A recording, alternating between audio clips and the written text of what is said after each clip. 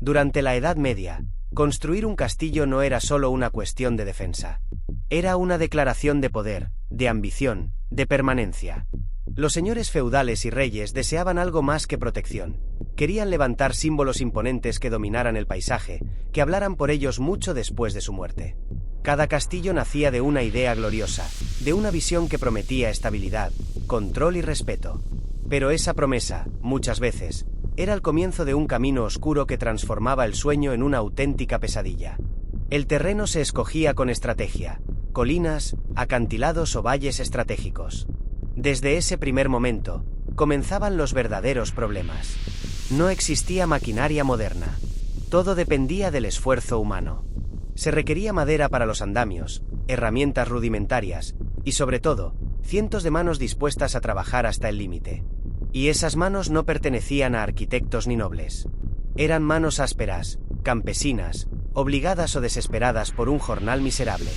El sueño de piedra no era suyo, pero cargarían su peso día tras día, año tras año. El diseño era gigantesco. Torres, murallas, mazmorras, capillas, una arquitectura compleja para una época sin planos detallados ni cálculos precisos. Las decisiones se tomaban al ojo, con experiencia, sí, pero sin ninguna garantía. Un error de cálculo podía tirar abajo una torre entera. Sin embargo, nadie se detenía. La construcción avanzaba a golpes de martillo, sudor y obediencia. Mientras los nobles planeaban banquetes y heredaban títulos, los obreros iniciaban una lucha silenciosa contra el tiempo, la piedra y la muerte. Porque lo que parecía majestuoso desde fuera, por dentro era solo sufrimiento. El sueño estaba claro. Lo que no se decía era cuánto costaría realizarlo, y cuántas vidas quedaban enterradas entre los cimientos. Los castillos medievales no se levantaban con grúas ni motores. Cada bloque, cada muro, cada torre era el resultado directo de la fuerza bruta. Hombres delgados, quemados por el sol o congelados por el invierno, empujaban, levantaban y arrastraban piedras que pesaban más que ellos.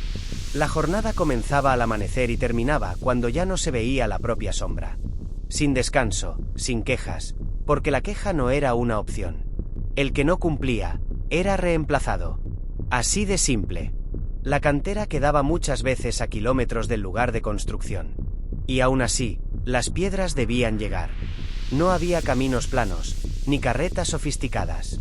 Solo trineos improvisados, ruedas de madera que se rompían a mitad de trayecto, y hombres que empujaban con la espalda inclinada, los dedos sangrando y la ropa empapada de sudor. Algunos caían en el barro y ya no se levantaban. Otros quedaban aplastados bajo el peso de una roca que no perdonaba errores. Pero nadie paraba. El castillo debía levantarse.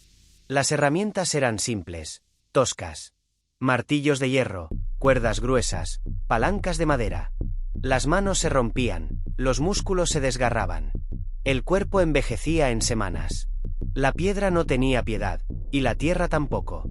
El viento traía polvo a los ojos, la lluvia convertía el terreno en un pantano, y el frío endurecía los dedos hasta dejarlos inútiles. Pero el trabajo continuaba, porque no hacerlo significaba hambre o castigo. Todo debía encajar, los bloques, los arcos, las torres. Pero nada era fácil. La perfección exigida era cruel cuando se construía con manos temblorosas. Y cada muro levantado era una victoria, sí, pero una victoria con un precio muy alto. Porque detrás de cada metro construido, había una espalda rota. Y por cada piedra colocada, había alguien que pagaba con su cuerpo.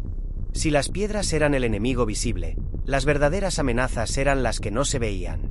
La construcción de un castillo no solo era una lucha contra el peso y el clima, sino contra un enemigo silencioso que se infiltraba entre los andamios y los campamentos. La enfermedad, el accidente inesperado, el desgaste que lentamente mataba al cuerpo desde adentro. No existía la medicina moderna. Un corte mal cuidado podía convertirse en una infección mortal. Las herramientas oxidadas abrían heridas profundas que se llenaban de tierra y sudor. Muchos seguían trabajando con fiebre, con dolor, con los pies hinchados o los dedos rotos. No había tiempo para sanar, ni espacio para detenerse.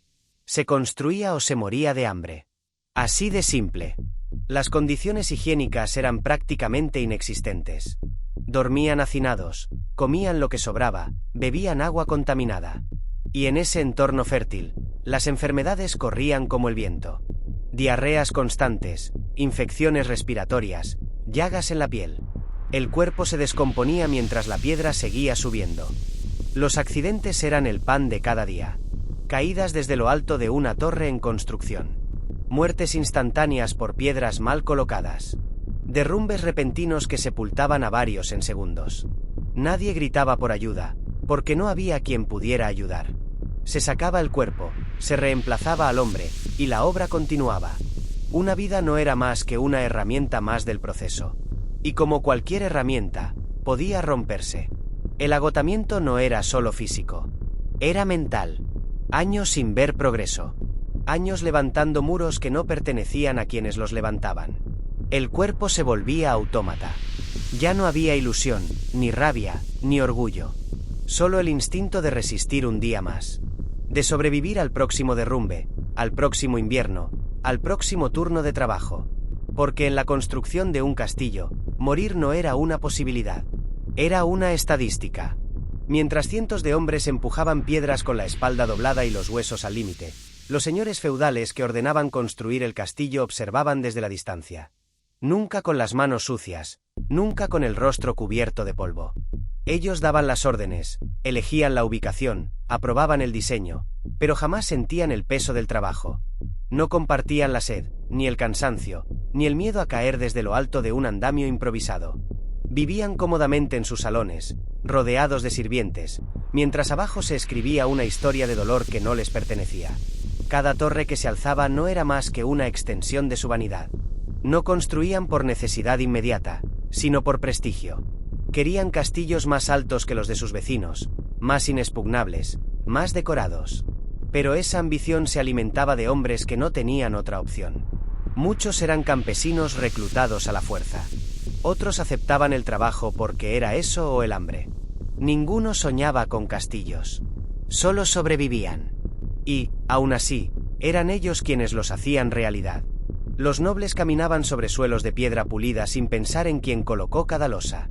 Dormían en torres fortificadas sin imaginar cuántos murieron al construirlas. Nunca visitaban los campamentos de los obreros. No sabían del hedor, del barro, de las discusiones por un pedazo de pan. Para ellos, la obra era una hazaña arquitectónica. Para los demás, era una condena disfrazada de empleo. Y cuando un obrero moría, nadie preguntaba su nombre. Era reemplazado, como si no hubiera existido. El castillo seguía creciendo, y con él, la distancia entre quien daba las órdenes y quien las obedecía. Una distancia hecha de sangre seca, de dedos mutilados, de gritos ahogados entre los muros. El precio real de cada castillo nunca lo pagaban quienes lo habitaban. Lo pagaban quienes lo construían, y lo pagaban con su vida. Cuando finalmente la última piedra era colocada, cuando las almenas quedaban coronadas, cuando las torres apuntaban hacia el cielo como lanzas arrogantes, el castillo estaba listo. Se celebraba su finalización con banquetes, bendiciones, discursos llenos de orgullo. Los señores sonreían. Los arquitectos eran felicitados. El símbolo del poder estaba completo. Pero nadie miraba hacia atrás. Nadie se detenía a pensar en todo lo que se había perdido en ese camino. Porque para cuando el castillo se alzaba, la muerte ya lo había conquistado primero. No con ejércitos, sino en silencio.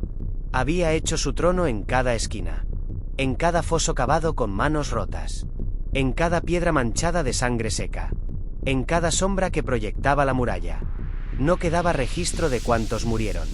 No había placas, ni nombres, ni memoria. Solo un rumor que se deslizaba entre los pasillos fríos, como si las paredes supieran, como si recordaran lo que los hombres olvidaban. Los obreros que sobrevivían no se quedaban. Se iban cojeando, enfermos, gastados. Regresaban a sus aldeas como sombras de lo que fueron, sabiendo que no serían recordados. No tenían derecho a mirar el castillo como suyo. No se les permitía entrar. Y aún así, cada rincón de esa construcción llevaba algo de ellos. Un suspiro contenido. Un grito ahogado. Una lágrima que cayó mientras cargaban lo que parecía incargable. Los castillos se ven hoy como maravillas de la historia, testigos de batallas, sedes de reyes. Pero su verdadera historia no está escrita en libros, ni grabada en escudos. Está escondida entre los cimientos. En los huesos enterrados sin cruz. En los ecos que aún resuenan entre sus muros. Porque cada castillo medieval fue una tumba colectiva disfrazada de gloria. Y al final, el mayor monumento no fue a la guerra ni al poder. Fue a la resistencia anónima de quienes, sin voz ni voto, cargaron el peso del sueño de otro, hasta que la muerte decidió que era suficiente.